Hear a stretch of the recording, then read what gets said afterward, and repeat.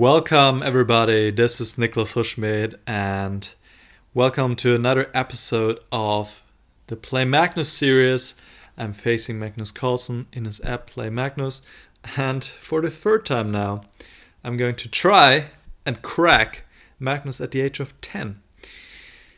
This has been pretty difficult, but now I'm having the white pieces, so I'm hoping it will go better, and I just have to take more time to think about my moves and not make any tactical mistakes which happened the last two games.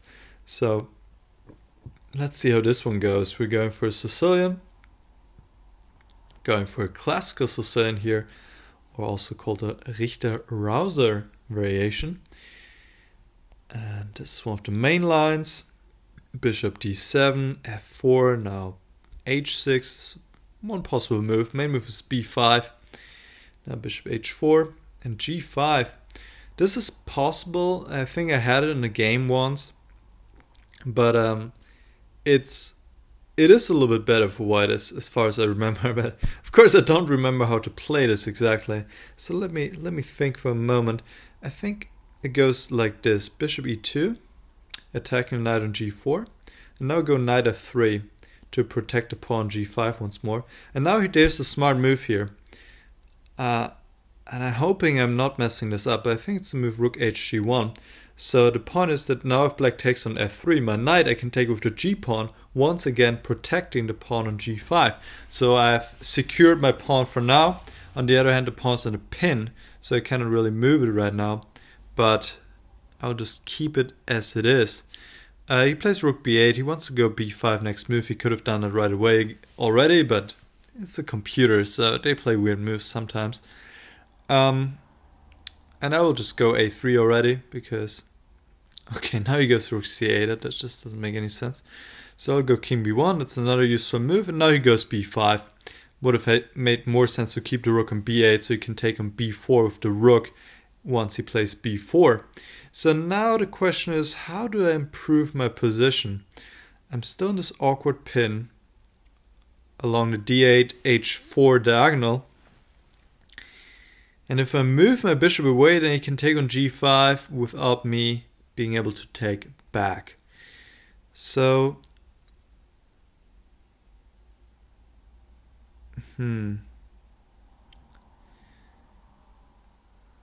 interesting. What can I actually do to improve my position? Also, the question is, what is he going to do? Probably going to play b4.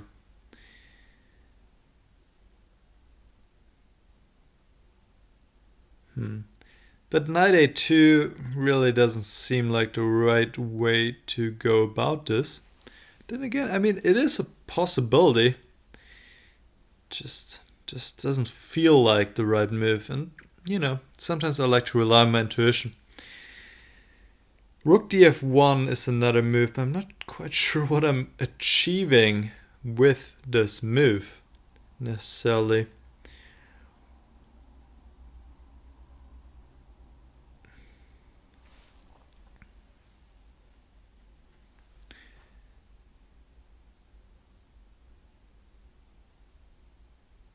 Alright, let's go for the regrouping of the knight. And now he does take on g5 after all.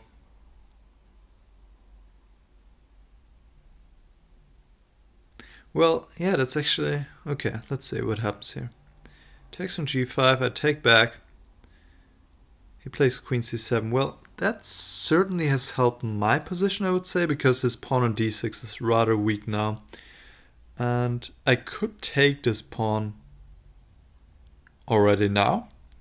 I don't see anything wrong with it. I would like to keep the queens on the board though.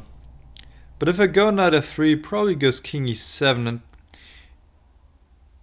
it will be tough to break through there. On the other hand, I'm still up a pawn. Choices to be made. Choices to be made. Alright, let's go knight f3. I don't want to trade queens. And this is a surprise to me. This is a big surprise to me, because this has improved my pawn position significantly.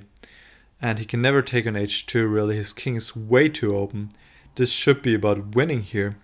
For me, being up a pawn and his king is weaker, I could take on d6. The only problem, he wants to go knight d4, something along these lines, so I have to be aware of this move.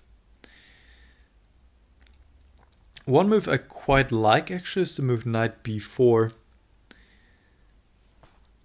Yeah, let's go knight b4. Because if he goes knight d4 now, then I could trade. Then I could just, not trade, I could just go c3. And here, after bishop e6, I could also go c3, but, well, doesn't do me that much good. I could take on a6, actually. I mean, there are a lot of pawns hanging here in this position. But I just don't want to fall for any tricks. But knight takes a6, I really don't see anything wrong with this. So let's take it.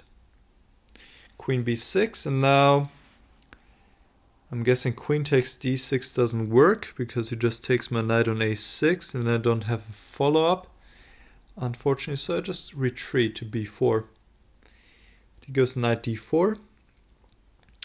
It is true, he is a little bit active, but I feel like my knight on b4 is a very good piece, keeping everything together. And I could kick him out with c3 as well, which I'm really considering doing. Yeah, c3 just looks like a very natural move to play. So let's do this. Takes on e2, I take back, okay. And I'm 2 pawns up, so this should be really good for me. I mean, this is not just very good for me, it's just about winning. He goes bishop b3, I have to keep my rook on g1 protected. Knight d5 I want to play for a moment, but then he could take on d1, so I can still mess this up. I mean, even then, I'm in a comfortable spot, but why give up anything? I'll just move my rook. Doesn't matter where I move it. No, probably not. Not too much. Let's just go to c1. Rook h7? Really? Okay. Okay. Just don't have to be too nervous here. Then I can win this. Beat a 10-year-old. Great. Let's see. What can I do? Knight d5 is possible. But I really like my knight. And I would rather like to take with a piece on d5. So I'll play queen d2, preparing knight d5. And he sees it coming, plays queen c5. Now again, I couldn't take on d5 with a piece. So what else can I do? Screw it. I want to get rid of this bishop anyway, so I'll go knight d5. And I'll take with the pawn. He goes king d7. And what I would like to do now is open up the position against his king. He wants to go rook h8 next, which I have to consider, obviously. And I would like to go c4, something along these lines. Just have to figure out how to do the best way. I could also go f4, that's another move. That is another move. F4 looks interesting. I like f4, let's go. Rook h5. Well, that was certainly not the move I was afraid of. And now I have a passed pawn on the d file, which I also quite like, and his king is open even more. So I go rook g7. Rook f5.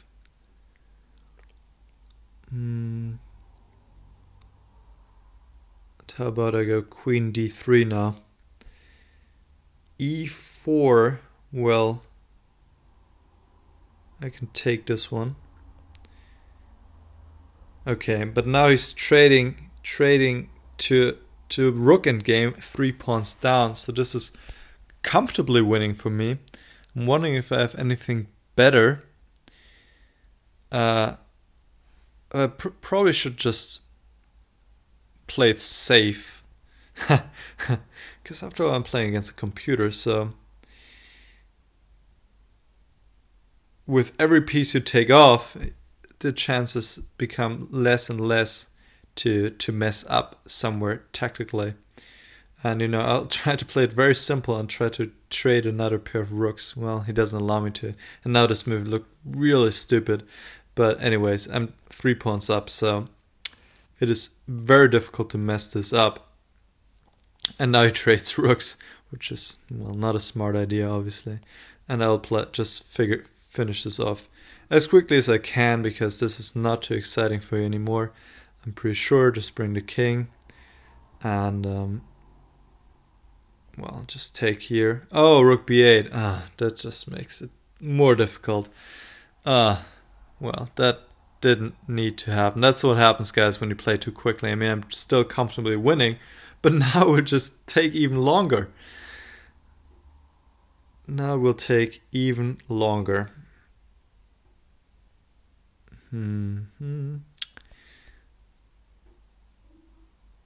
Alright, let's just advance. That can't be too bad. Rook b5, a5, and just keep going here. h6, king b4. Just get those pawns up the board. Nothing can stop me now. c4. Too many pawns. And king b5. Just improve as far as I can. And now rook b7. And h7. a7. Beautiful. I like this. Getting my win here against Magnus at the age of 10. So happy. So happy. Alright, what is this? Okay, thanks Magnus. Making it a little bit easier for me. Probably realized that I was struggling for a long time already. So he was like, okay, let's make it easy. Let's just give him the rook. Alright, I made it. After 2 losses, now I beat Magnus at the age of 10. We can move on to Magnus at the age of 11, which I'm sure won't be much easier, but we'll see how I'll do. Thanks for watching, guys. I hope you enjoyed this video, and I'll see you next time. Bye.